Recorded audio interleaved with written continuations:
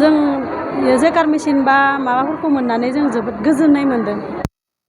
बेजों लोगोसे रांनि अनसुंथाइबो दं होनना मिथिदों, बे बेसेबां सैथो?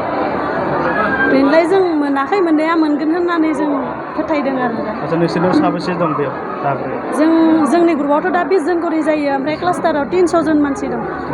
300 जन जि जोग्रा आइजोफोर गासैबो ट्रेनिं मोनजोबथ'वाखै, जोंनो दा गिबि ट्रेनिं लादों आरो। माबायदि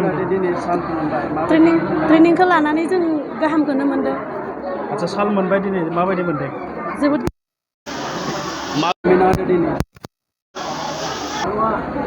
खुलुमबाय।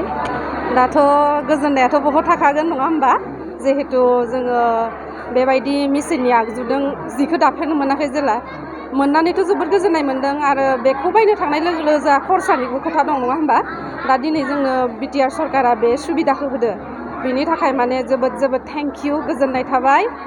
आरो दायो जोङो बेफोर मेसिनखौ जों मोजाङै बाहायगोन सानदों, जाहाथे जोङो माने आवगायलांनो हायो आरो। आচ্ছা, बेखौ दानायनि उनाव फाननायनि बेबस्थाखौ माबायदि फाननाय लासैनो लालांगोन। दायो जोङो जागायजेनदोंसो नालाय, ओंखायनो जोङो नाजानोसै माने डेभेलप जायोबा बारायनो हायो। साबेसे दं ग्रुपआव? दायो जोङो ट्रेनिं लानाया जोङो 20 जन दङ। दा बेबायदि थागोन, जोङो 20 जन मेम्बारा माने ट्रेनिंखौ लाग्रोखांबाय आरो।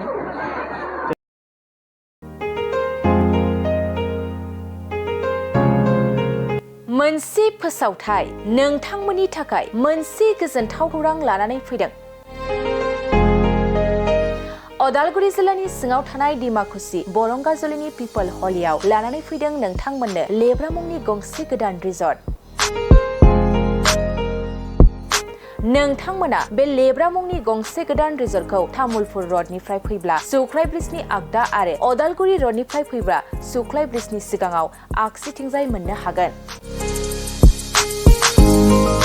लेब्रा मुंनि गंसे गोदान रिजर्टआ नोंथांमोननो गोसोबायदि सुबिदा खालामनानै होनाय जादों। नोंथांमोना बे लेब्रा रिजर्टआव बर'नि गासै जाग्रा जामुंखौनो मोननो हानायजों लोगोसे बेवहाय नोंथांनि सुबिदा बायदि अर्डार खालामनानै जानो हागोन। जुदि नोंथांमोना तामुलपुरनिफ्राय अदालगुरिसिम थांनाय समाव ओंखामजों लोगोसे बायदिसिना जालांनो गोसो दंब्ला नैबे 8638879656 जानबुं नम्बराव कल खालामनानै सिगांग्रो अर्डार खालामहरनो हागोन।